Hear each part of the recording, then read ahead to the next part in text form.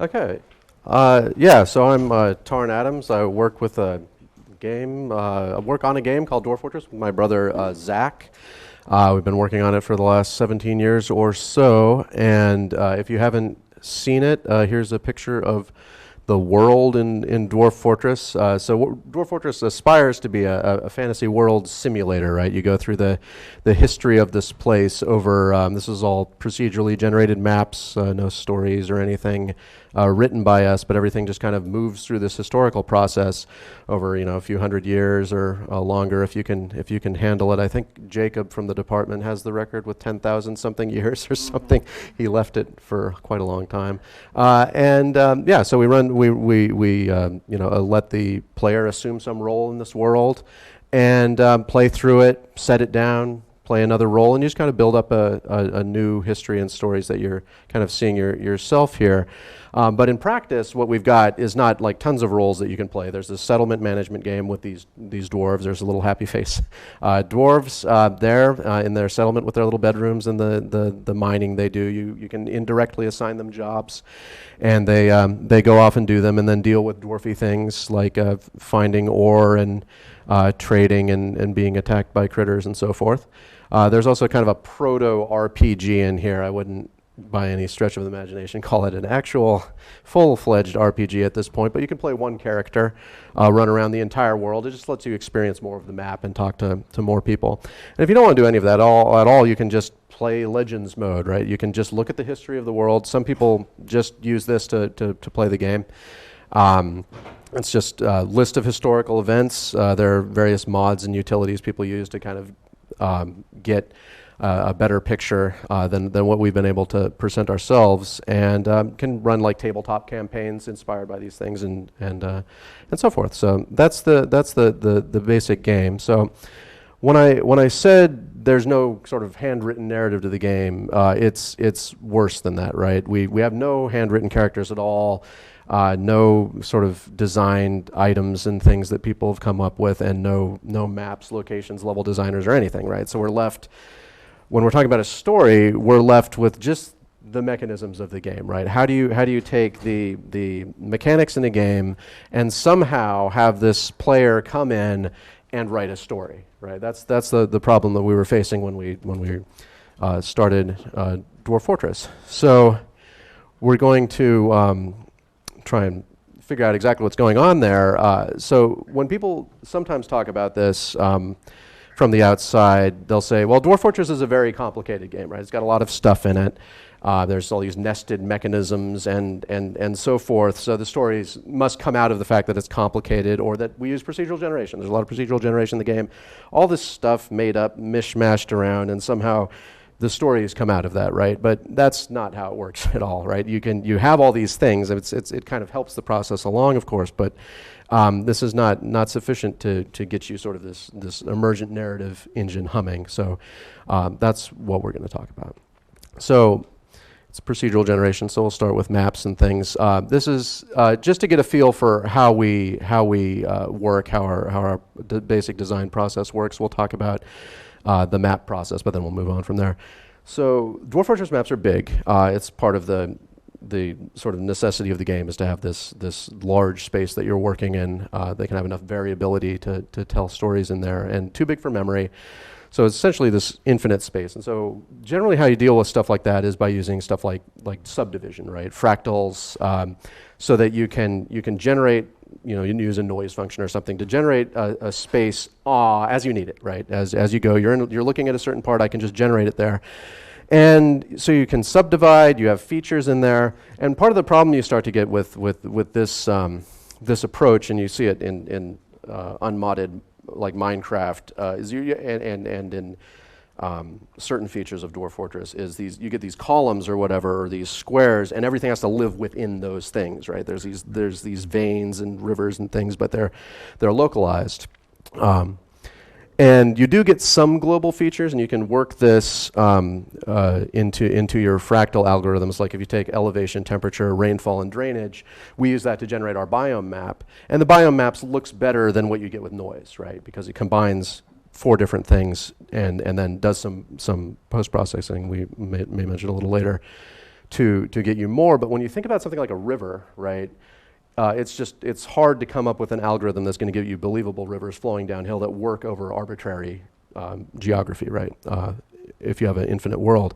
But fortunately, we don't have an infinite world, right? It's simply very large. So when we talk about our subdivisions, we make our map, it's not all stored in memory, but there's an abstraction layer, right? So we can look at, say, a piece of this, and we can set just manually, and you could do this with noise, but we just set manually river crossing points, and then look over the whole map and look at elevation, and look at the rainfall fields, make the river thicker when more water's been flowing down to the end, and so forth, and really can set up a river as we want because we're in a constrained space, and we set up these extra abstraction layers to do it. So that's what happened with the maps there, and you can see it all over them. We have all of these different abstraction levels on the map. We've got the geology layers to make the geology less homogeneous, but also clustered properly, but over wider areas. We've got these site maps so that the sites can be bigger than anything of our fractal subdivisions, and also kind of move around and cross the lines, and just added an extra abstraction layer there to make things look more realistic. So here's one of the towns, for instance, but if we zoom in and we look at our subdivisions that we have to deal with when we're loading in actual sections of the map, you'll notice there is one sort of farm plot intersection per 48 by 48 square there. That's just part of the abstraction there. And even the city maps, excuse me, if you look at the subdivision, there's one intersection and none of the buildings cross those lines. If you have this 48 by 48 section, it draws the buildings in there. You can put whatever you want in there, but it doesn't cross the lines. So respecting the abstraction level, but generally speaking, the takeaway here, and we're going to talk way less about maps now, is that we add these levels of intermediate data structures and whole mechanics to the game sometimes to solve our problems. The map is too homogeneous. Rivers don't look right. You can add to do these things. This is kind of just a kind of counterpoint to the general design principle that we cut things away and then make our things perfect. This is never going to be perfect. It's never going to be close. So you can sometimes even solve small problems, and we'll see that by adding to them. And so you should, think about your abstraction layers there. We'll see another example here.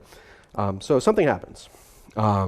This is a problem that we had, a big problem we had when a dwarf sees something that happens. And they just had this, excuse me, I need a drink or something, but we have this seasonal thought list, and sorry. So the dwarf sees something that happens, like they see, here's a door, here's some rat or something I don't like just walked by my feet. And so you get these plus and minus happiness levels. It adds them up over the season. If their happiness level is too low, they can throw a tantrum, and this is in the old version. And if they throw a tantrum, the problem is when they're running around, starting fist fights, toppling furniture, and throwing things at people, that would decrease the happiness number of every other dwarf around them, right? And that happens in this seasonal thought list. It sums it up, and then there's this effect called the tantrum spiral that the players named, where every dwarf is throwing a tantrum, and then the deaths start to happen, and the numbers go down even further, and the game is lost, right? That was just considered at the time a valid way of losing the game. It's like you weren't having enough roasts and things made out of mushrooms and so forth, and not enough fine dining rooms, but it was always a precarious position, and it was also just deeply silly, right? So we addressed this problem by adding a new system, the stress system on top of it, this extra layer where you're not just happy in the moment, but your long-term level of happiness is determined by what's going on in your seasonal thought list. So you can still throw a tantrum, and we just added an extra personality filter there to create more sort of heterogeneity in the results. But if you're throwing a tantrum and you're really upset, that's just going to make other people around you kind of more stressed out, right? But it's not going to necessarily tip them, excuse me, into the next level. Now, all right, thank you. Sorry about the interruption, everybody. Whoops. I was out in the way of everything. This works, all right. So, yeah, great. So we've got that solution to the problem. And there's still this issue of homogeneity in the dwarves' reactions. Like they see a thing, oh, I admired this, oh, this thing I saw. But we wanted different reactions, and we wanted more flavor to it. So we added another system where it looks at the personality values relationships, and then they could have different sort of emotional reactions. And then we just glossed the emotions positive, negative, or neutral, and then that would affect the stress level. So it's not too much of an addition other than just attaching emotional reactions filtered through these things. So it's quite a sort of data entry problem or something, but it's not a serious issue. And then the latest thing we did is kind of make the get rid of this in the moment effect. This is still all sort of in the seasonal moment, is we let them remember what happened, and that just led kind of to callbacks, so they can recall things that happened to them. And then the system got more intricate there as we noticed problems with that. And finally, whenever they stored a long-term memory, it actually caused their personality to change. We just threw that in there to give them this feeling of character arcs, right? The character arcs are silly in the game sometimes right now. If they get rained on, then it can really affect them sometimes. They remember for years, and then we're working on continuing to fix this up, and that is an issue when you add stuff to the game. You are creating complexity for yourself. You're creating opportunities for bugs and imbalance and all that kind of thing.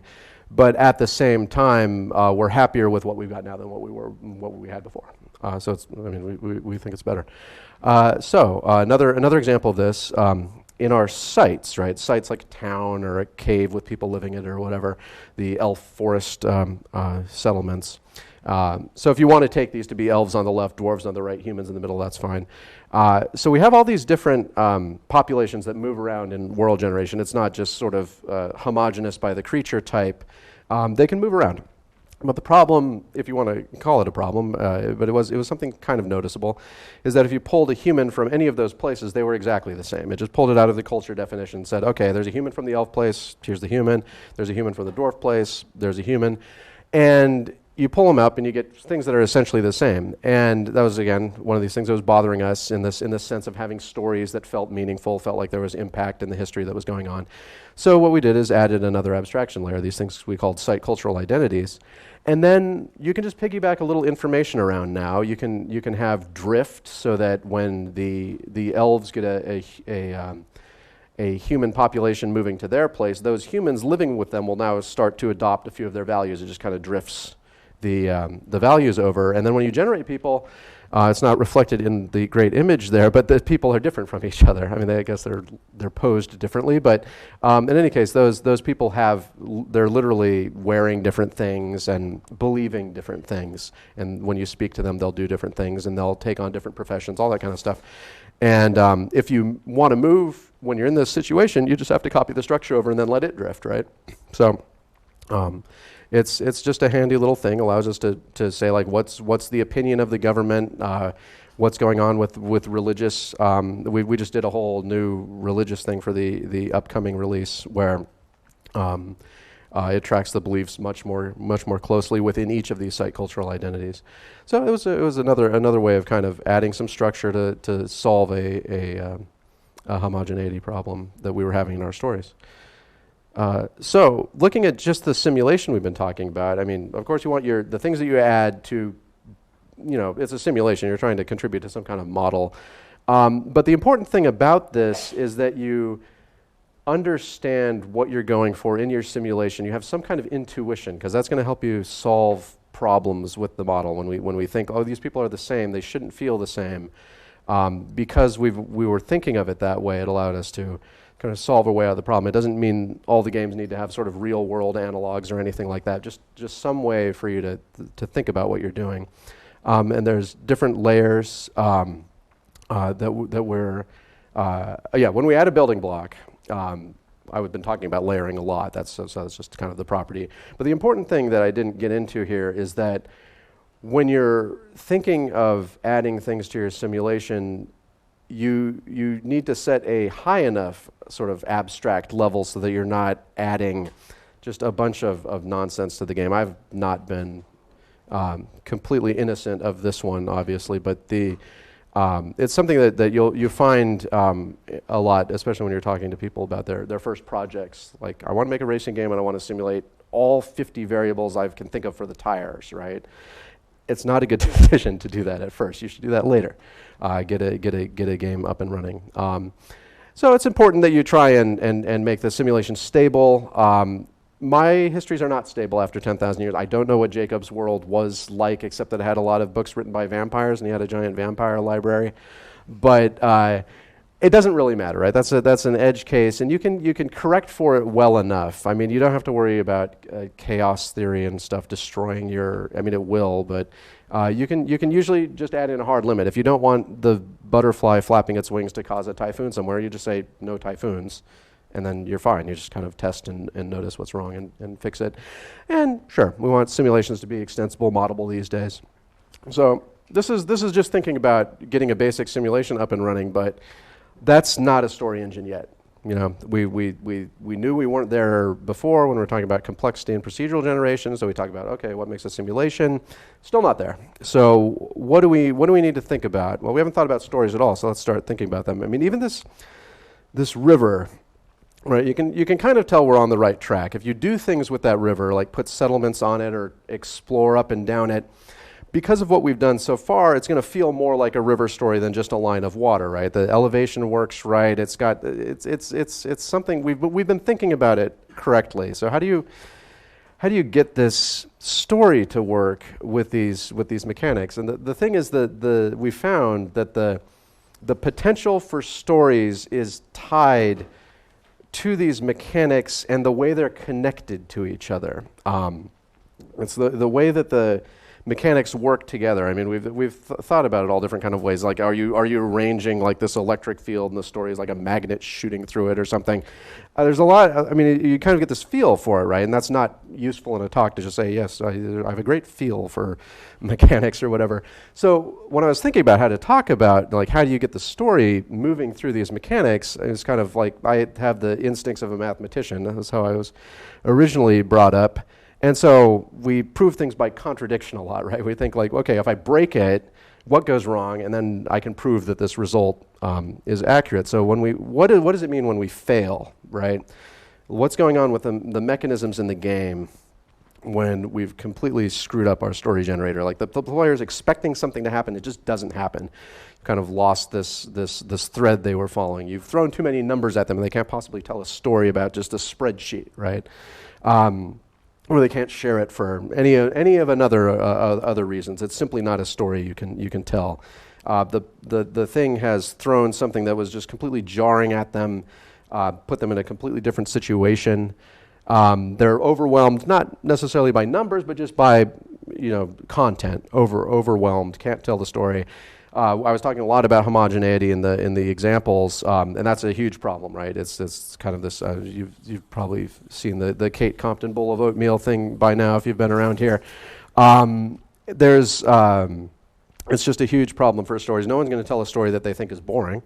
And at the same time, it could be too good because it was a handwritten set piece cutscene thing. No one's going to tell that to anyone else generally because they might think they're spoiling it, or they think everyone in the game sees this. So I'm not going to just talk about what happened in my quick time event boss fight and talk about what cool stuff was happening in the village that was kind of randomly generated or whatever. So this is a list of challenges. We see in Dwarf Fortress this happened when we were doing academic research in the libraries. When you build a library, the scholars come. In world generation, there's all kinds of apprenticeships and things. And those people will come to your fortress, write books, and they kind of tie into this whole tavern and traveler system we added at the same time. But the fundamental thing here, the things that they're studying, just because of time constraints and other problems, I mean, they'll discover mathematical things, which is fine, or they'll discover, more importantly, stuff about like hospitals. They'll like discover the invention of the traction bench. Well, the traction bench is already in the game. You can just place it there whether they've discovered it or not, which is kind of really bad. But we just didn't have time to hook in this system. So the stories are terrible, right? I mean, it's like it just doesn't contribute to the stories at all. Now, if the dwarf had invented suturing and then it fixed somebody, that would be a big story moment, right? Because it would tie into the mechanisms that are already over on the right, these items, buildings, hospitals, things happening. So it's total kind of failure there. I mean, people still tell these stories occasionally, but they're self-contained over like, oh, some scholars arrived and discovered some stuff. But a system that worked surprisingly to us, or just was, just surprising, not in the sense that we didn't know if it would work or not, it was just off our radar, was sculpture. When you engrave something on the walls, these are in Dwarf Fortress stories all the time. What gets engraved in a bedroom, what gets engraved at the, there's a lot of Dwarf Fortress stories where at the end of the story, the player will quick pause the game and set up an engraving just so they can have something to kind of memorialize what had just happened and let the dwarves come up with what that is, right? And oftentimes those it's sort of compelling what they have to say. And the reason here is because sculpture ties into everything nicely. There's the job of doing it, the history that can be displayed in the engraving can show the historical events, the materials that things are made out of. People get impacted by what if it's in a gem wall or that kind of thing matters. Where you put it, the personality of the dwarf impacts the content that's in the sculpture, right? It all kind of ties together, and so you see them a lot, and that's kind of what you should aim for in designing your systems. The story just kind of runs through there. And as with the academic research, sometimes you run out of time though, right? We need ways to deal with that. And so what we did in the case of academic research, and we had seen it in a previous project, so we knew we could throw this patch on top of it, is just silly book titles, right? That's really, I mean, you can see the little scroll bar on the bottom right. It's not a giant corpus or whatever, but it's there's a fair number, and a lot of them I just got from like the math books that were on my wall, removing the algebra, colon whatever, but I do not have a book called Algebra, My Love, or whatever. But so we just put some silly stuff in there, and it works, right? People talk about the book titles all the time, just funny book titles. And just this description, I mean, it'll get you a long way. Just doing exposition, description, talking about things. But it is more compelling when there's a mechanical tie-in. So we have these physical descriptions. People use them to draw their fan art of dwarves and so forth. And so they get the eye color right and that kind of thing. But sort of more notable in the stories are things that tied in mechanically with what's going on. Like, is this dwarf wounded? Does the dwarf have a scar from a previous wound? You can see the age of the dwarf in their physical descriptions, and there's sort of physical attribute stuff in the game that matters, and that comes up a bit more than the others. The items that they're wearing, there's a lot of fluff there. It's all sort of geographically correct fluff, but that hardly means anything to people if they haven't played the adventure game. They wouldn't really know where these things are from and all that kind of thing. But notable in the main mode of the game, the fortress mode, the personal treasures they're carrying, whether or not they've got sutures in their inventory is meaningful. They can have crutches and splints and things. And that's the things that people will notice and put in their stories more often. And then we have this total thing that was just never comes up in stories, and kind of a bad decision to do it this early, is we added mannerisms to people because we thought, oh, it is in the list of things that are types of characterization that you would read about on Wikipedia or something. It's like, people, add mannerisms to your characters or whatever. So some years back we threw that in, and no one talks about it. It doesn't really connect mechanically to things. Now, if it was like a tell, if you're lying or something like that, and it mattered when you were talking to somebody, like interrogating them with your sheriff or talking to them in adventure mode or something, then it would matter. But it doesn't right now. So we got nothing out of that.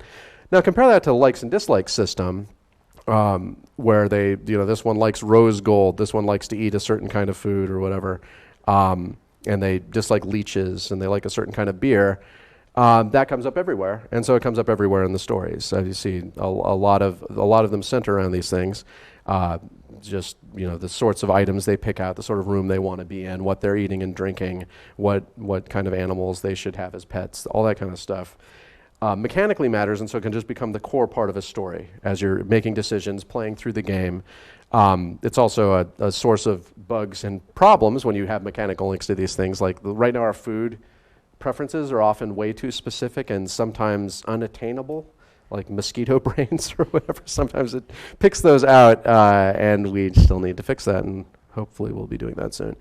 Now, sort of this idea that the mechanisms drive into the stories, again, you see in just the ability to carve space, like thinking about the spaces in your game and what kind of things the player can do. We allow them to make these taverns or inns. They can name them. They can put workshops and things in them, like the kitchens and the stockpiles and so forth. They can have rooms that are let out. The travelers will come there, and you'll get tons of stories about these as well, because the player understands the space. It's kind of like a house in The Sims or something, right? The more control you give people to set up their spaces, the more they'll talk about them, and the more they'll include them in stories. And the kind of star feature in Dwarf Fortress, of course, is just the ability to mine, right? I mean, people expect that out of dwarves. It's tied into everything in the game. It's in every story. What they dug out, what they found, what kind of disasters there were, when they found water, if they found water, the exact type of spaces they mined out. People expect dwarves to be able to mine, and in fact, this feature is so important that if a fortress game doesn't include mining, then that's going to occur in the story, right? Because it'll be like, I decided to make a bunch of cabins in the woods without mining when I was playing Dwarf Fortress, and that's notable when they do that. Or I'm, living on the tundra trying to stay outside or whatever, trying to do a glacier embark or whatever. So it's finding this kind of key features. I mean, it's something that should be apparent when you design a game, but sometimes you'll miss them. And this is just kind of a key demonstration of the kind of simulation narrative tie that we're talking about. And it's also important because the fact that people see dwarves as mining is kind of an expectation they were bringing to the table ahead of time, and really helps with accessibility, like in the sense of having resonant themes, things that people will tell stories about. I mean, the universal theme is kind of a silly thing to say unless you're talking about dying or something, but I mean, obviously that's a big part of the game. But they'll tell stories about things like that. So if you're thinking about, I want to make a game that's a story engine, people are going to pass stories around, then you should think about the types of stories they're going to be telling and whether or not you have included anything like that in your game. As we've been talking about, you want the mechanics in the game. When you add a new system, a new building block to the story engine, you want it to mesh with the existing mechanics in the game in a narrative fashion, right? That reinforces the narrative. You can just write stories down. This is something that we do quite a bit. Just write down a paragraph and say, like, could I tell the story in this game? If I can't tell this little story in the game, what's missing? What mechanics are in here, and why do they work together? There are things like if your story includes dialogue, you're going to get into a lot of trouble because it's just hard. These are hard problems, but sometimes they're not. And you can write a story or think about why am I not getting these kinds of stories and patch up the holes. That's again testing your simulation against your intuition, but now it's more like a story intuition.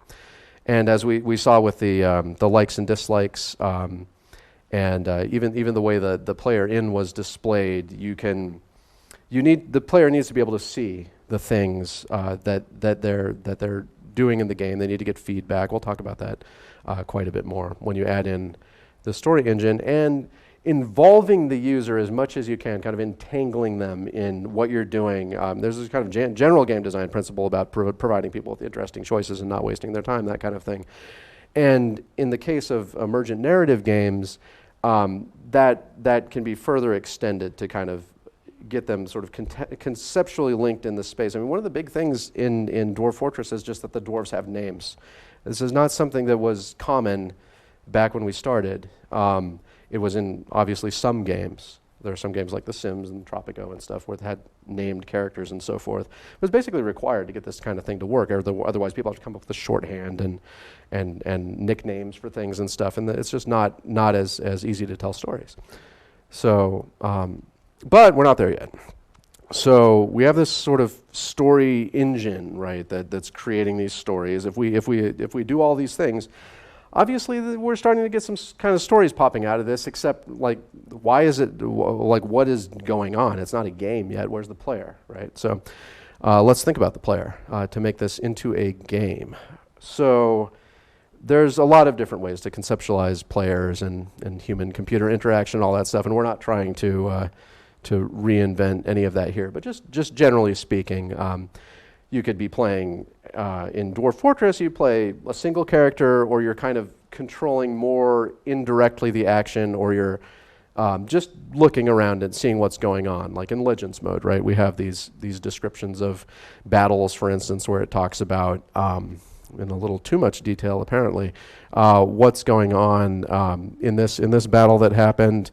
The player can go look at things. Like I said before, some people just interact with the game in this fashion, but the important thing to point out here is kind of the fact that the player is investigating, right? They're allowed to investigate details because when they're telling a story, sometimes they don't have quite enough information to make it connect, and they just want to go look at something up. They're like, well, what was this person's name again? Oh, who was this person related to? And just being able to look at things lets them fill in the story details that they're missing. And that's even possible when they're not controlling anything at all. And you could imagine a game where they weren't controlling anything at all, and it still kind of works for emergent narrative. Legends mode is sufficient to have an emergent narrative game in some sense. Now, if the player is controlling everything, then you start to get into trouble. If the player could control every entity, every dwarf, tell them exactly what to do and control them somehow, then they're really just sort of writing a story, I mean, I guess in their head of what they want to have happened, as if they were handwriting it themselves, but the game's not doing too much for them.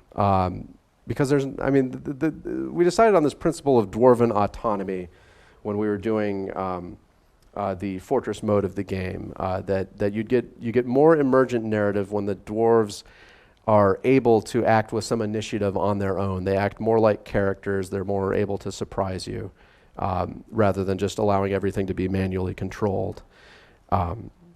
So example of kind of the breadth of what we can allow here is back in the sculpture system, we set it up so that you can explicitly allow the dwarf to choose what's in the engraving.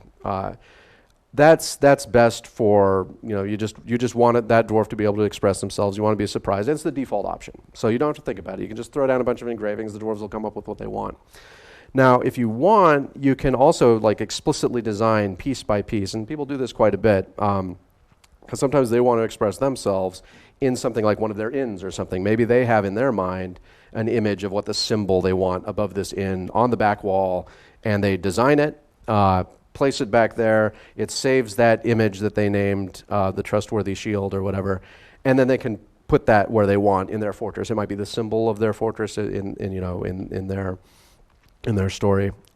And so we allow that, and we allow a range of options related to a historical figure. If you want to have somebody's bedroom have an engraving that's related to one of their relatives or something, you could pick it and have them put it there. So there's a number of ways to sort of indirectly influence the action to get the story you want.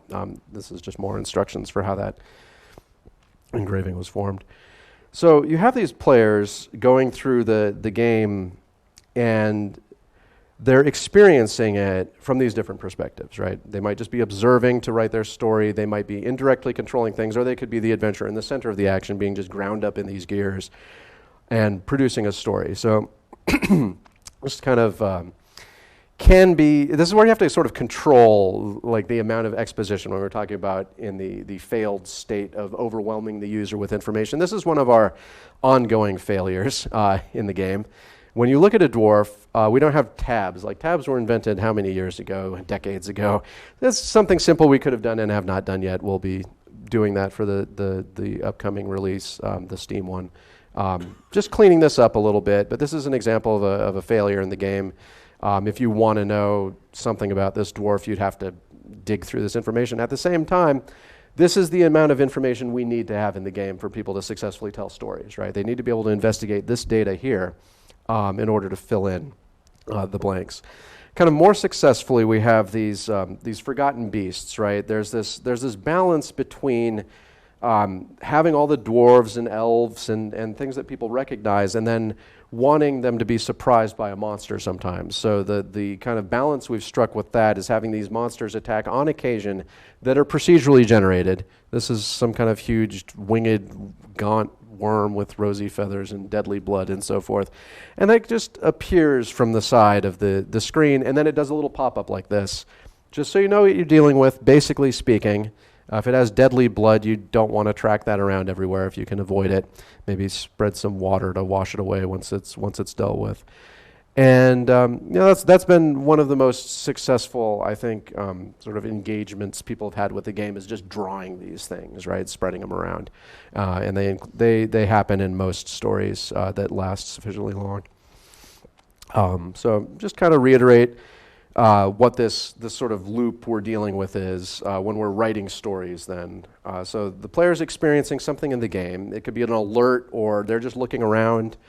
Or the game actually stops and queries them and forces them to do something, then, I mean, quite likely they just do something, write a story about it, so they were engaged with that mechanism, wrote it in. Or they thought of something they wanted to do themselves instead of being prompted. And that's cool. I mean, they didn't, if you've got your engine humming, you'll be getting this quite a bit. And sometimes, if they were just observing, they just write something down. Oh, that cool happened. This thing came. The traders arrived. That kind of stuff. If it prompts them, something happened, and then they don't care, they just walk off and don't write a story. There's no quill there because they did not write it down. You don't want that to happen too often. It's going to happen though, and you just need your game to be able to kind of pick up and keep going. It works for us in real time and in Fort mode just to keep rolling. But the kind of important one here that I wanted to highlight is this whole investigation idea. The fact that the player sees something, they start saying, okay, this is working in their internal story, but in order for them to continue that story, they want to slam pause or whatever and just go look around a little bit. And this is something that I think we can't really get enough of, as long as it's not like in people's faces and forcing them to take time out of their game if they don't want to take it out. But if you want to be able to fill in the blanks in stories, you can think about what when people are telling stories about my game, or when I'm playing it and thinking of stories in a project that's not released, like what's really missing from these stories, and what information can I provide in order to get people to just tell a little bit more, to make those stories more compelling. And if they can get at it, then they'll go find it, because people are really enthusiastic about telling stories when they're getting into it, and then they'll share them with people. So here's an example of that, the investigation. I mean, this relationship screen has some marginal use in terms of gameplay mechanics, but it's mostly just for people to be able to tell stories about who's friends with who and that kind of thing. Sometimes we don't have the ability to do more than just spit out a report, right? If you want to investigate something, you can go look up these combat reports. They're gruesomely over-detailed, not as kind of a salacious thing, but just when people want detail to tell these battle sequences or something, it's there. I mean, they can take the details they want and put them in their stories. Everything has been provided there.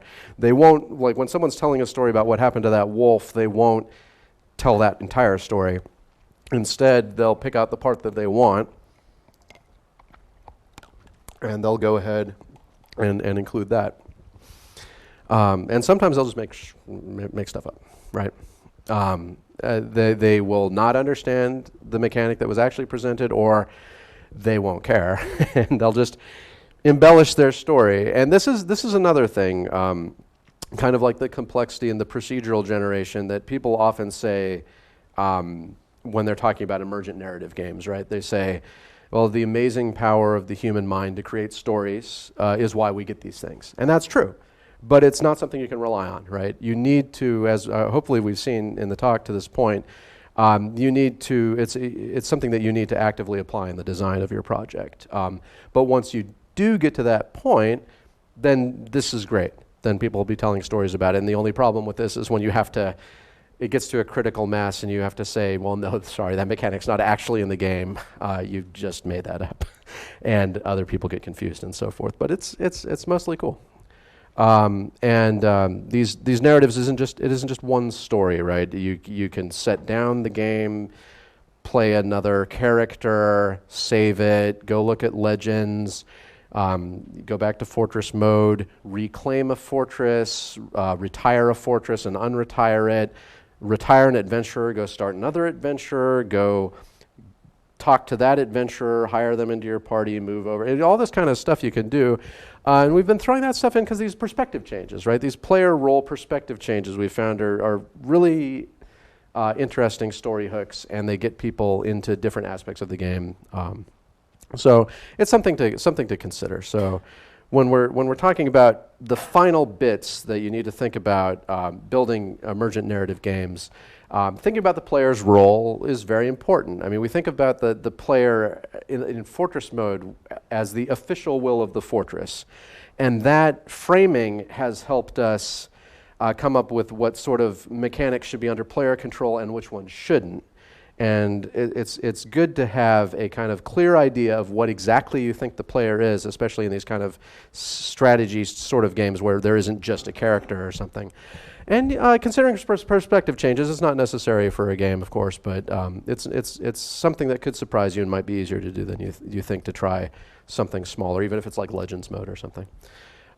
Facilitating player investigation, as I've been kind of mentioning a few times, that's been something that we found works very well for us. And this whole idea of like trying to control the bandwidth of what you're shooting into the player's face, it's difficult. It's a very difficult problem, especially as the game gets more complicated. Which parts of the game are important to tell them, which ones aren't. That's a whole field basically of kind of game design. So difficult problem, but it's something that you'll need to be thinking about. So there's everything that I've kind of thought about. I mean, there's a lot more to say, obviously, but we're limited in time here. So I've kind of stamped your name on that, and like there's the list. But like this is always unsatisfying me to present like game design principles in a talk like this, because it doesn't really capture the things that we like about games. Like, is this game expressive? Does it provide a unique perspective? Did it jar us out of things in a good way rather than a bad one? And it's kind of my contention here is that this is actually a great way to do all of those things. You see things from different perspectives when you have these kind of procedural games, and the type of person you are and so forth lives within what you've added mechanically. So it's all still wholesome and good. So that's it. That's the entire talk. I don't even know how long I took, but that's fine. All right.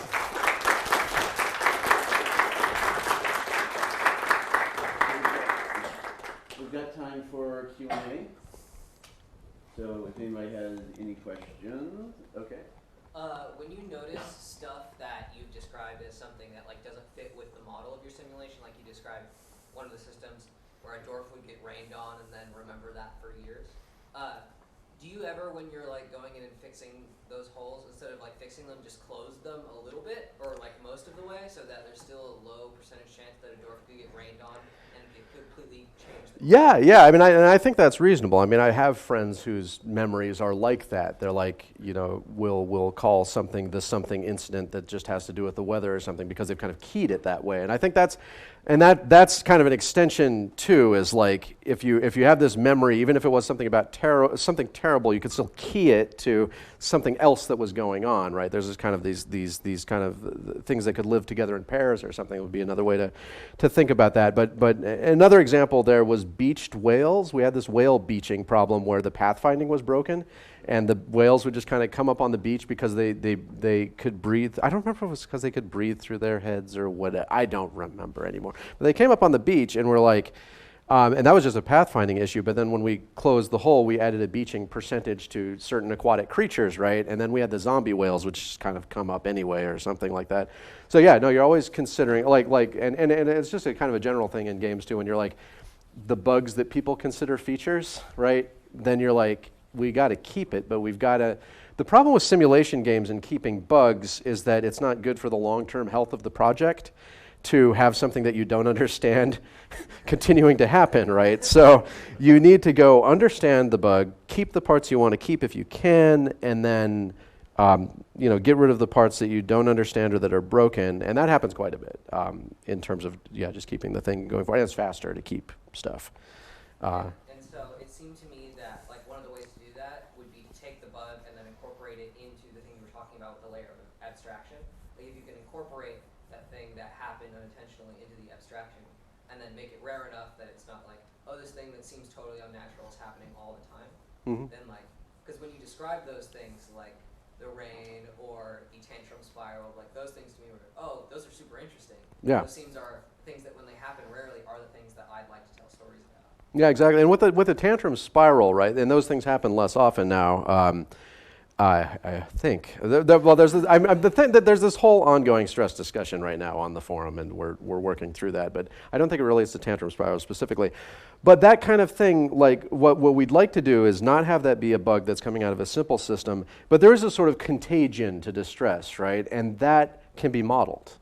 And then when you model that, you have to be really, really careful that it doesn't happen all the time. But it would be cool, I mean, to have like riots and things like that that kind of spring up, and then that is another abstraction layer, exactly. So when you were talking about mannerisms, there was like a detail of the characters that was generated but not tied into other things. I think a lot of when people are making generators, they make generators for lots of details that are not related. Do you have a general word in the same way that we can refer to like Kate's bowls of oatmeal, things for like this phenomenon of this generated detail? It's not bad, but it's like a missed opportunity to have linked in with other things. Yeah, I mean, I'm not a big terminology guy. So I just noticed that so it's just superfluous or whatever. But I mean, it happens all the time. So it seems like the thing that should have a word.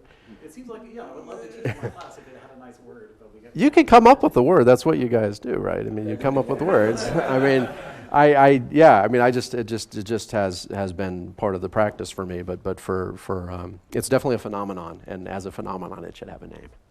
And it probably does. I don't know. Yeah, I don't think so. Not yet. Yeah, I'm not well read. Yeah, I assume more people have questions. But if you can just like repeat the questions.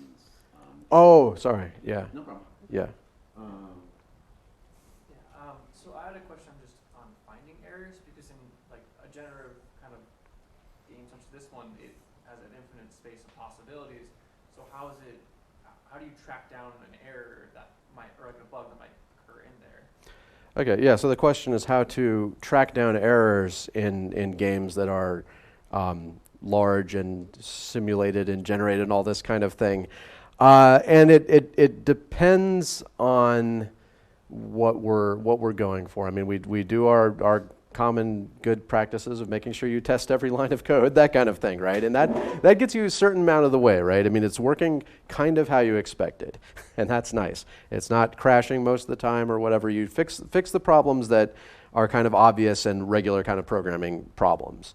And then you've still got problems, right? Because you've got like, does this interact with every other system in the game? You kind of just try and it's not like everything interacts with everything, right? Things interact with a fairly small set of the set of things that can happen, and you do have to keep that perspective. You have to decide, you're like, I'm going to add a new hospital system to the game that's going to interact with the wounds, certain of the items, the hospital zone, and that's going to capture most of the rest, right? Just trying to keep the perspective, and then you test those things.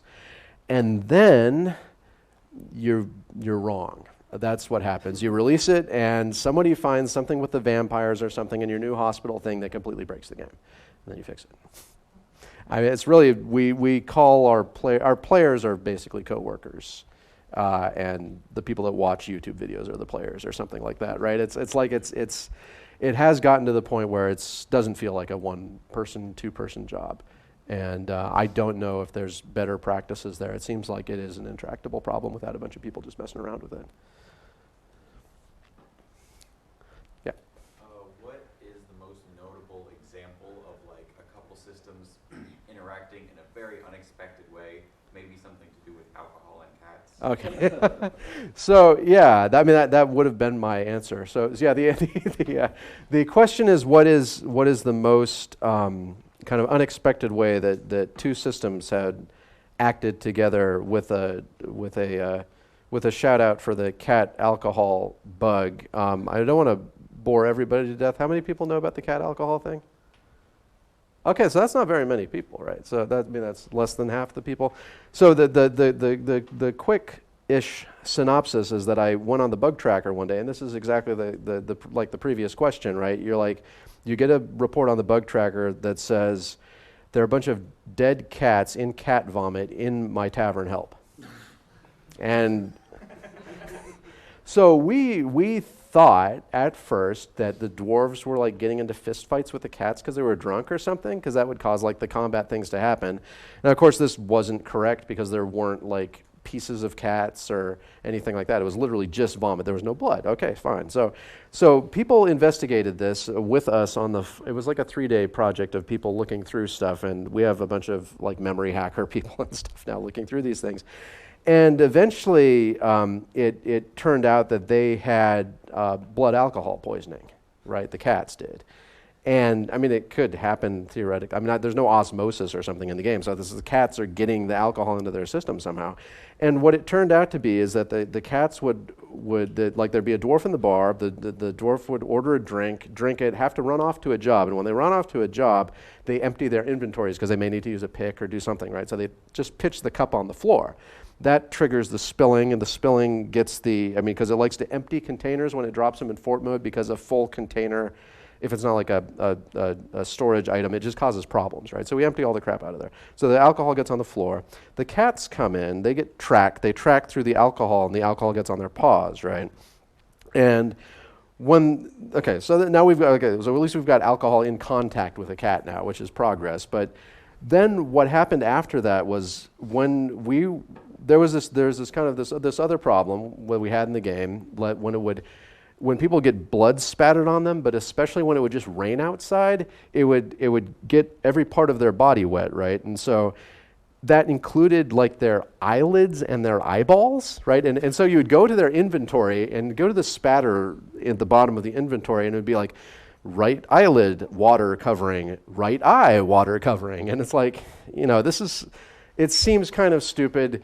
And especially when they're in their fights too, and it's like right eye has blood in it or whatever, when it just came from somewhere else or something. And you're like, well, that's not how it works. And so how you fix this problem is you make eyelids clean the eye, right? That's how you do it, right? So now that works, and it cleans as long as you have an eyelid, it'll clean your eye. And then what we did then, and this is just the kind of random thing, is like, okay, we've got this body cleaning function, and we're kind of cat obsessed. If you've played the game, they hunt little animals and bring them back, do all kinds of cat stuff, right? So we made the cats lick themselves and clean themselves, right? And that, when you clean yourself with a mouth part, it triggers the ingestion routine. That was just another detail that we caught. It's this thing where like again in the previous question, when you're adding new systems, you try and think of what relates to them, right? So when we add the cleaning, we're like, oh, mouth parts, okay, ingestion, right? And it's just a lucky catch, right? And so now the cats all die because they lick the alcohol off of their paws and they ingest the alcohol. That still doesn't answer the question, but the thing was, when we did that with the mistake, the one error in this whole process was when the cats ingest the alcohol, we just put a placeholder number because we're like, this is not going to happen, this whole cleaning, who cares, right? So we just put in the placeholder number, and it's a mug, right? So they lick their paw and they just throw one back. And it's like human mug sized, right? And they're tracking through this stuff constantly. So it's like track and lick as they're like going through this pathfinding routine. They'll be on their 10th or 12th mug by the time they get across a small tavern. And it goes through the whole alcohol syndrome then, because we had that all modeled right through the 6 stages up until respiratory failure, and they didn't make it. And so, yeah, we just fixed it by changing that one number, and it was fixed. But it takes a long time. It's very aggravating fixing bugs in these games. You just have to get used to it. I don't know. If you don't like debugging, it's something you need to learn to like. Just pretend you're a detective or something, and it's okay. So, yeah, any more questions? I've got questions. When you've worked on a project for this long, and you kind of have your own dedicated fan base, how do you balance coming up with your own ideas and implementing those as opposed to ideas from the community that you think are good? Yeah, no, it's a hard thing to do, and I've maintained. The question is that how do we balance player suggestions versus our own ideas in a project that's been going on for this long, where we have a suggestion board with 10 tens of thousands of ideas on it now, I think, like separate threads that are ideas. And we read them. We read them all. And I mean, we maintain a certain amount of selfishness, which I guess they call vision, the vision of the game or whatever, right? And so, you know, I want to do like procedural magic systems at some point in the next 3 years, and so I'm going to do it, right? Assuming the Steam release goes on schedule and everything, then I'm just going to go do that because I've been waiting for 5 years or whatever. And so that's how that happens, but that's pretty broad. And then when people make tons of little suggestions about things, I mean, oftentimes they're targeting an issue in the game, and their idea is not great, but the issue they're targeting is something that's very important. And so you get into this point where oftentimes you'll find like this middle ground between your favorite way of solving what's a real problem in the game. And so it often works together like that. And that's a way to keep yourself motivated about it, because if you're just doing other people's stuff, I mean, it's like having a regular kind of game job or something, right? And that's cool, but it's like it's not what I'm in it for. So, but I think you can get a long way satisfying their kind of core concerns and still implement your own stuff. It's kind of the feel I've had so far.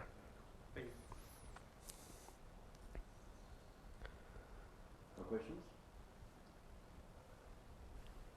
This is kind of a random question, but how did you choose the font for the game?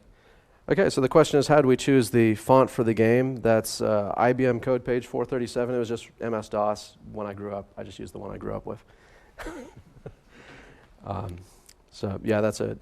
Just those were my smiley faces, the ones that I grew up with, and I drew a beard on them in the font for the full screen font. That was my only contribution to the font, was defacing the MS-DOS font. And I'm not sure what we're going to do in Steam, because we have the opportunity and perhaps necessity of going with some variable width font or something. And at that point, I don't know. I'm not a big font person, but we need to figure that out. And yeah, things may change, or maybe we'll stick with it. Who knows? We've got a question back there. Oh. Silly question. Yeah. Oh, sure. I've noticed that looking through Legends mode, the elves keep eating people. Yes. Why is that? Okay, so the question is, why do elves eat people in Dwarf Fortress? So yeah, it was one of the details from one of the stories my brother wrote, and in that case, and I think there's other things like this, but that would be the one I can think of. The story led the feature creation. He was kind of fascinated with the idea that they were more natural, like animals, and ate people and stuff. And they ate the things they killed like they were preying upon them. They don't eat other people, right? They just eat them in the army battles and so forth. And I mean, we're kind of fascinated with the thought of putting that in the fort mode sieges. It might be a bit much if they start eating your dwarves. But you know, you'd have like this combat report, and you'd pull up the blow by blow of what they were eating at the time or whatever. It would be the data that we have to work, because when in the butchery shop, like we have the body, right, and the body is this tree, and it has defined what tissues are missing and what wounds are on the tissues and so forth, and we had to set it up at some point just to track the right amount of materials, that when you're in the butcher shop and they take like a cow that perhaps is damaged to the butcher shop, they will essentially be doing combat actions to take pieces of it off to get the right amount of meat and so forth, right? And this ties into the elves consuming people, because I can't imagine doing it any other way, and that would be bad, but it would be graphic. But that seems like the likely future. Sadly. Are there any other? Oh, okay. Yeah, you can find it somewhere if you look through my brother's posts on the forum. I believe you can find the genesis of the elf eating people in some like 2009 thread or something like that. I don't remember when they started eating people, but it was very old, and it's there. There's a record of almost everything.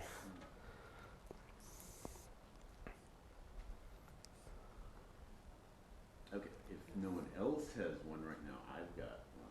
Did somebody else? Okay. So recently we had a programming assignment where everybody did basically like an infinite world generation. People came up with a whole bunch of different like creative ways to approach it. But you've got like a world and terrain generator in your game. And it's got like a bunch of different layers on it. Can you like walk us through what some of those layers are and what operations they're doing for the noise and what all? Yeah, yeah. So the question is how world generation works, the maps in particular. And my stuff is very, very simple in terms of like not using anything fancier than like midpoint displacement type stuff, because we noticed that like every generator has artifacts, right? Like Perlin noise is roundy at first if you do the naive implementation, and then you can kind of work with it to make it more like what you want. A midpoint displacement just kind of looked right. It has horizontal and vertical artifacts, and I guess you can use diamond square to get rid of some of those. We don't even do that because there's so much erosion and stuff that happens. We still have some of that, but we've just been lazy. So that's the initial elevation, temperature, rainfall, and drainage pass is to do 4 different midpoint displacement maps, and then they're just sitting there. The temperature map is biased by whatever poles you've set up in your parameters, and the other ones are just what they are. And then at the next stage, I believe I'll just be skipping stuff and I'm forgetting stuff or whatever. But once you put those together, you get the kind of the biome maps. We don't have that yet. We take does the rain shadow come? The rain shadow must come first. So we'd have the elevations. We have prevailing winds, which is very simple right now. It's just west, east, west. There's this cool Twitter project. I don't remember what it's called. Was it called Ecosphere, Sphere, something or whatever? It has really cool wind maps. We don't have that. We have just these kind of west, east things. That sets up the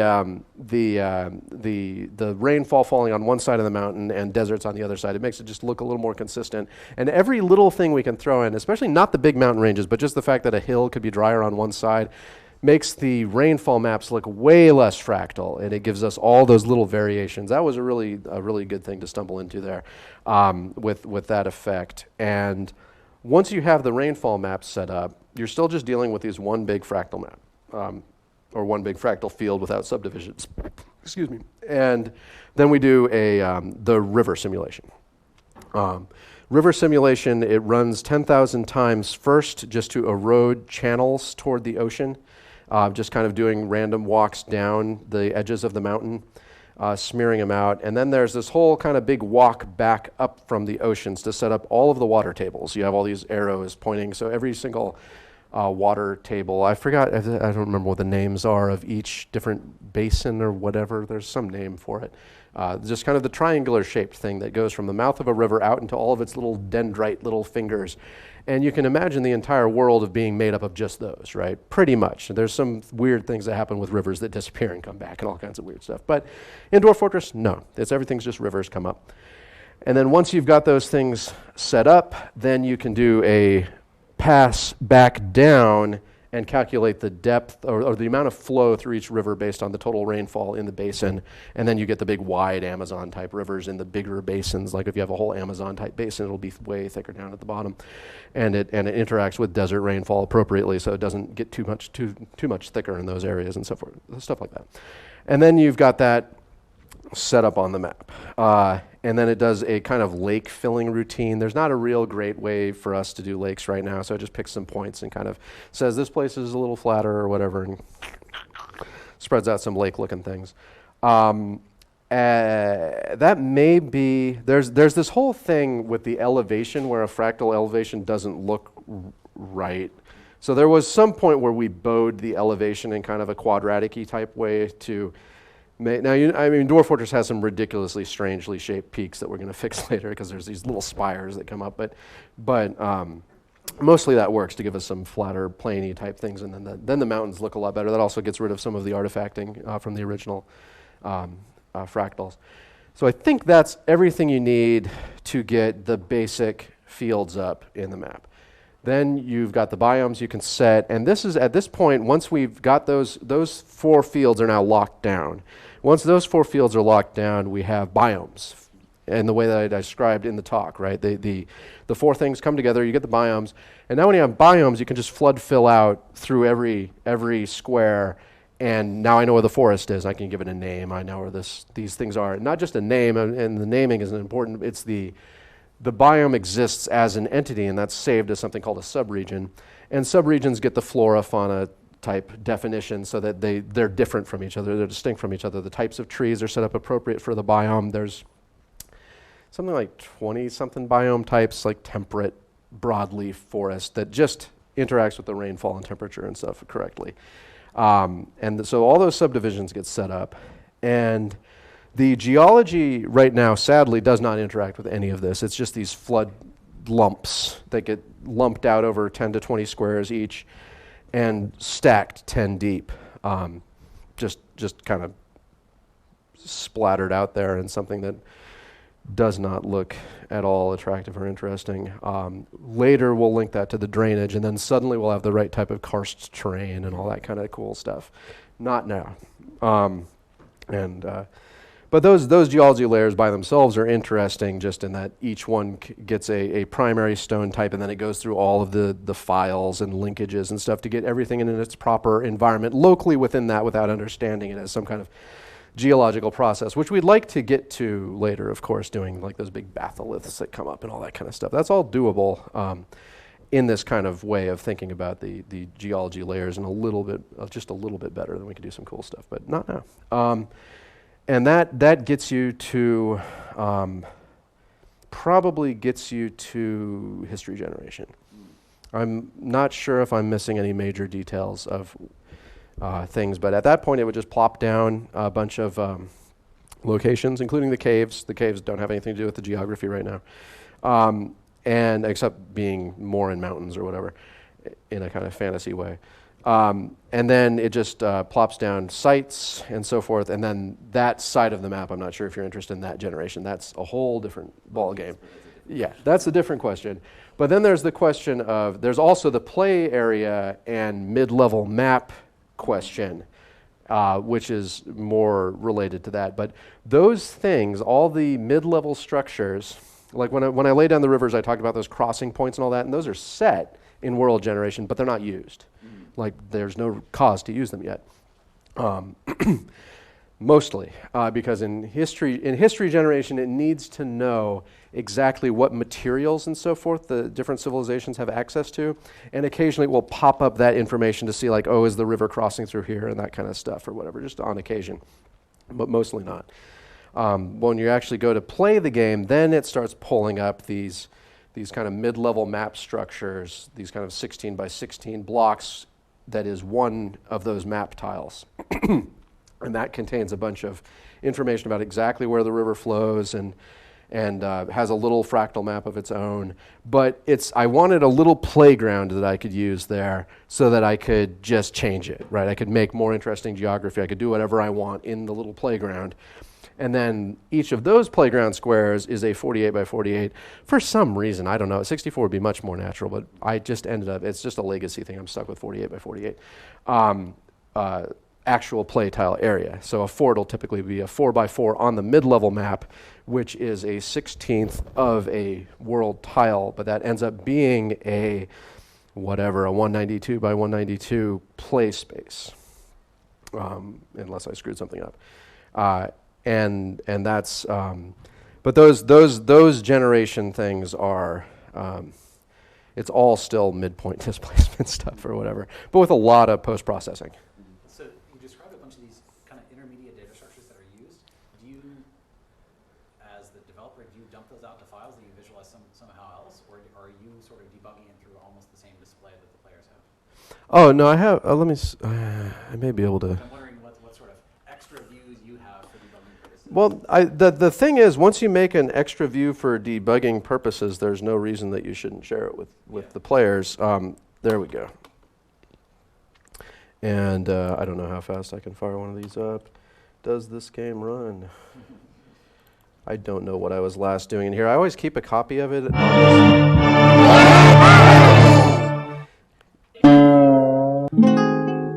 hopefully I have a Legends world I can pop up here quickly. Now the thing is, I didn't write this. This might change in the Steam version or not. There's a lot of things we'd want to do in the Steam version we're not going to have time for.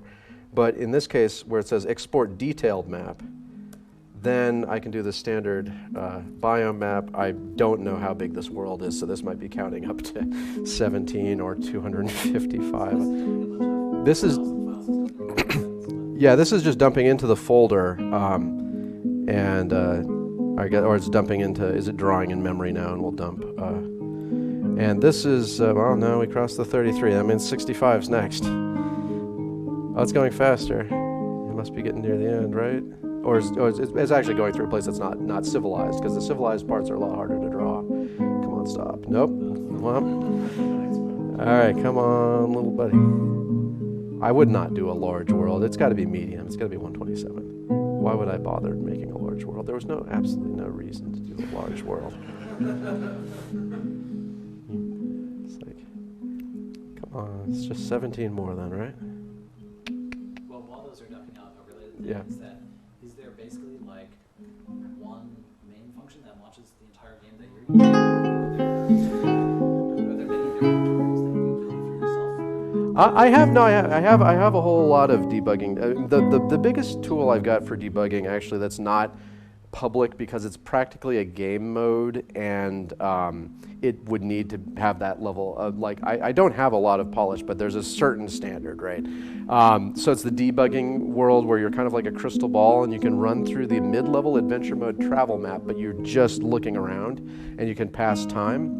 And then you can see like a city, and then you can zoom in, and then you're like looking the play area of the city, but then you can just pop back. So you're just kind of like some kind of god in the world looking around. But then you can use the look cursor and press enter and manifest as a person, and then just start talking to people. And it'd be cool, right? It's a cool play mode, and it would just need to be worked on. So it looks like we should have our file somewhere. Where's my little file? So this is what the players get for debugging, and this is based on, this is pixel by pixel correct for the mid-level map. It looks like I ran a large world with no history in it. Oh, here's a. So this is those must be hobbit towns. Are these are some kind of goblin-y town? I'm looking for just a little human civilization. Come on, anybody got better eyes than I do, man? All right. Well, in any case, I have no idea what I was testing here, but I was obviously testing something abnormal. Well, I saw some roads. So here's some tunnels in the mountains. So here's dwarf fortresses all through the mountains, and this is the exact size of them. Each one of these dots is one of the actual 48 by 48 blocks, and if you pick a rectangle, that's a big fat one, isn't it? Oops.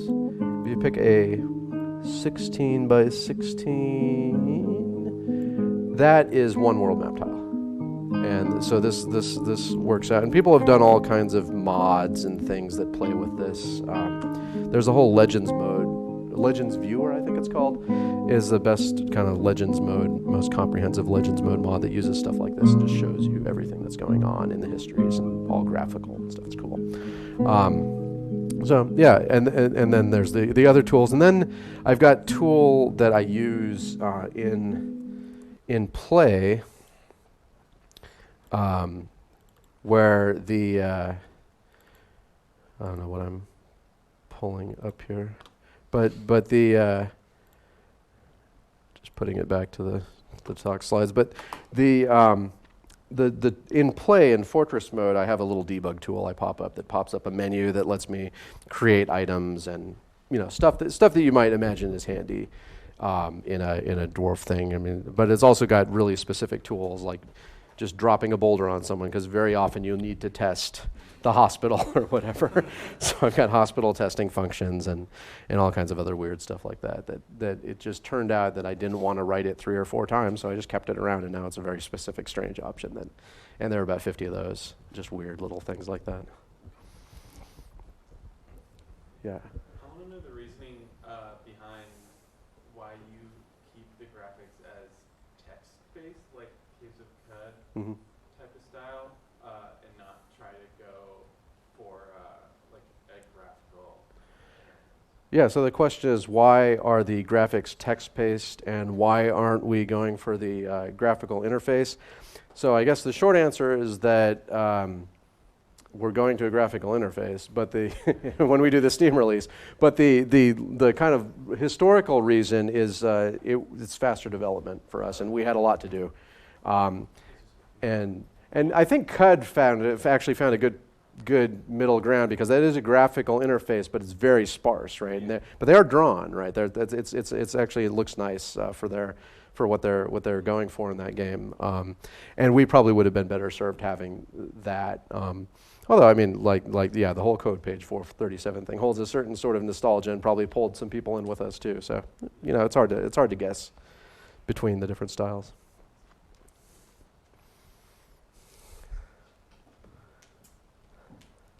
Somebody hit something? When does the Steam version come out? So the question is, when does the Steam version come out? We haven't even finished the Villains release that was promised to the people before that, which in the end is a strange prioritization for us, but we're going to finish that as soon as we can, and then hoping getting out next year sometime. Yeah, it was really hard to say because we haven't started yet. So when you created this project, what was the intention? It seems like, especially through this talk, I don't know if this is the case, that one of the intentions behind the project is that it would create an experience that somebody would want to tell a story about. Was that the original intention behind creating the project? Yeah, so the question is, was the original intention of Dwarf Fortress to create a storytelling engine, basically? And the answer is yes. We've been doing, my brother and I have been doing kind of, it really was more in the RPG space, but we had these games ever since I was like, I don't know, 11 or 12 or something. The first one was called Drag Slay for Dragon Slayer, because we had 8 letters available to us at the time, right, for naming stuff. And it was an RPG with a procedurally generated map, and we just noticed at that point, we had been playing roguelikes and stuff, but also things like Starflight and stuff that had these whole generated worlds. And so we were thinking like, oh, if you generate a world and then play a roguelike in it, basically you're going to have all kinds of, you know, it's going to be fun, basically, is how we were conceptualizing it at the time. But then we started talking about what was happening in our games, and sometime around I was 15 or 16, we started passing this notebook back and forth where we would write chapters of what might happen in the game.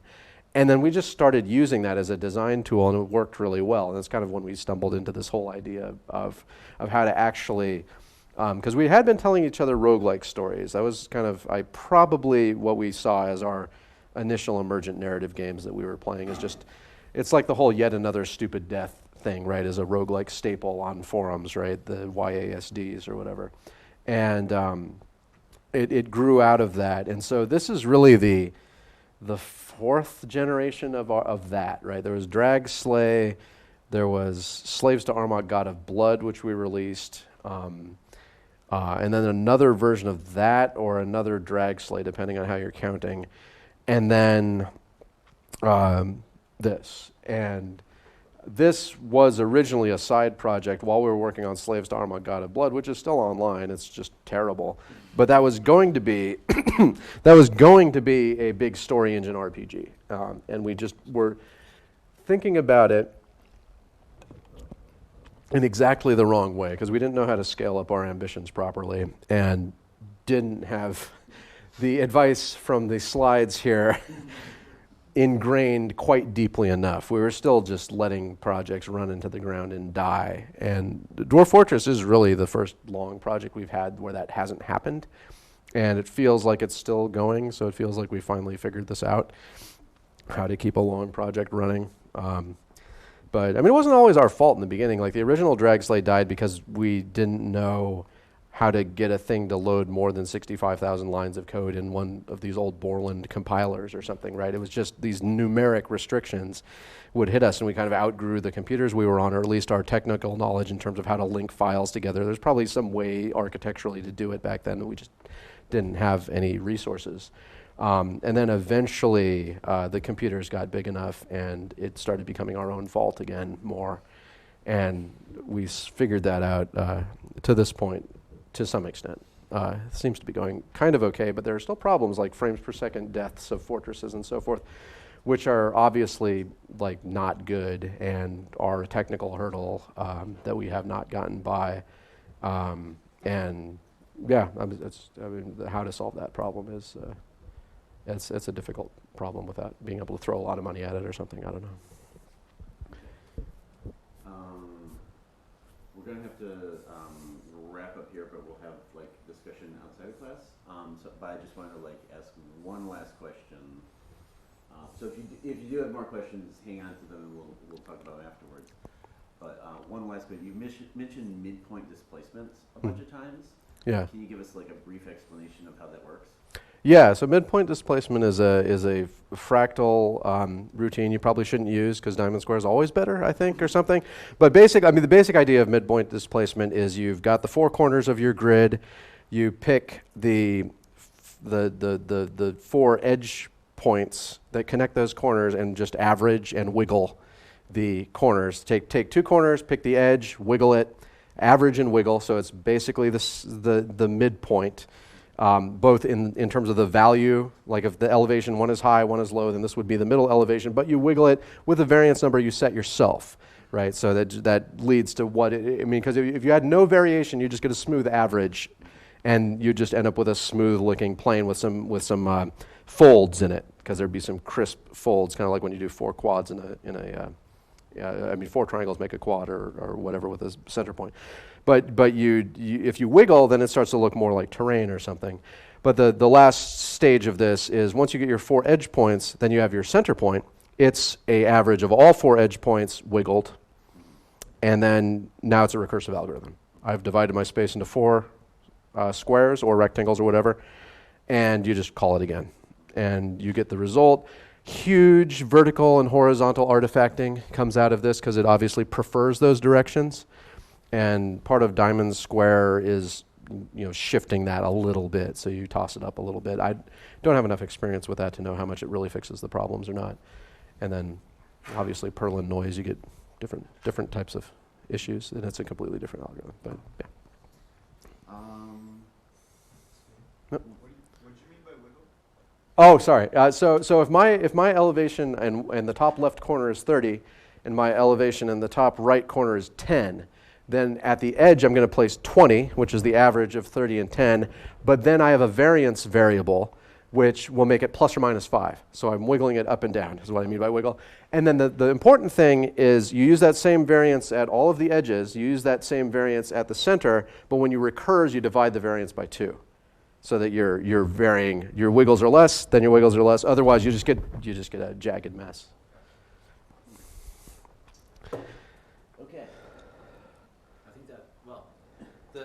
Anybody who still wants to ask questions, we can talk more outside, but that's I think the official. So let's all thank Tarn for coming.